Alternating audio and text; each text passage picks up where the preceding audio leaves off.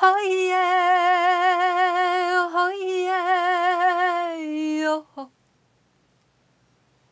Hoye, hoye, oh, oh, oh, oh.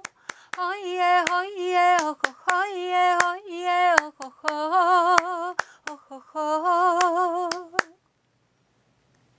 There was once a young African mother whose name was Unanana.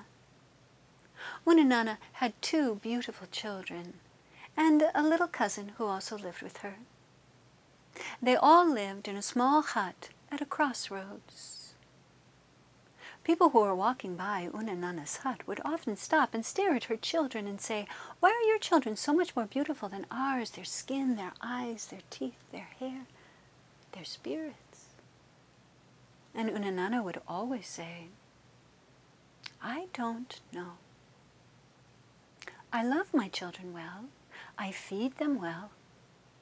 You know, perhaps it is because I sing to them every day." And Unanana then would sing for the stranger the song that she had sung to her children ever since they had been born. Hondele, hondelele, hondele, ho, ho.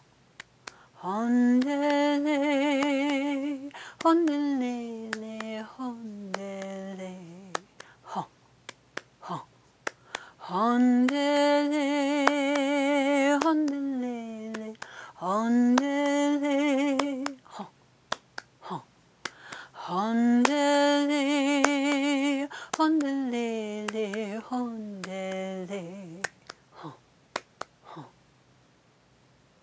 And the stranger would promise to sing that song to their children, so their children would be as beautiful as Unanana's. One day, Unanana noticed they were almost completely out of firewood, so she told the little cousin to watch the younger children. She put a basket on top of her head, and she began walking out into the bush. And as she walked, she sang her wood-gathering song. Hoye, hoye, oh, ho, hoye, hoye, oh, ho, ho, oh, ho, ho. Her voice got fainter and fainter as she went deeper and deeper into the bush. Once she was gone, the children decided they would play their favorite game. This is a game that children play all over the world. It's a great game. Everybody wins. There's no rules. They jumped up and ran around and around and around and around and around and around and around, and then they fell down. And when they looked up, they saw a big baboon sitting on top of a white rock, and the baboon was staring directly at them. "Oh, whose children are these?" said the baboon. And the little cousin stood in front of them and said, "These are Unanana's children." "Oh," said the baboon, "they are very beautiful. They are perhaps the most beautiful children I have ever seen in my life." And then he bounded away. And the children played around and around and around and around and around and around and around, and then they fell down. And this time when they looked up, they saw staring at them a deer. And the deer said in the softest of voices, "Whose children are these?" "Oh, they are Unanana's children," said the little cousin. "Aren't they beautiful?" "Oh, yes. They are perhaps the most beautiful children I have ever seen." And the deer bounded away. They ran around and around and around and around and around and around and around, and then they fell down. And this time when they looked up, they saw lumbering towards them a large elephant. The elephant was crushing trees and smashing rocks.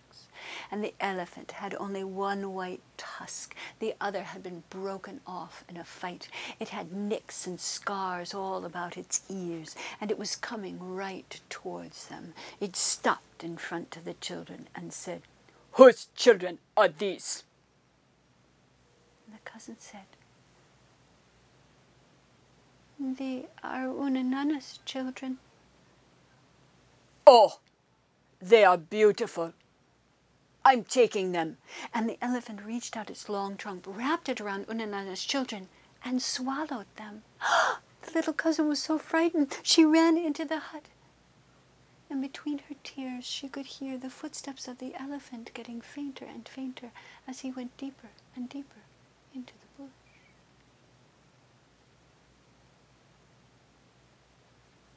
Hoye, hoye, ho. Hoye, hoye, ho, ho, ho, ho. Hoye, hoye, ho, hoye, hoye, ho, ho. Unanana had returned, her basket filled with wood. She went into the hut. "Children!" she cried out. But no children came. The little cousin was crying. She put the basket down. She ran over to the cousin. "What is it? What is it?" And she recounted everything that had happened. Unanana stood up. She asked the cousin, "Did he swallow them whole? Did he swallow them whole?" "I think so."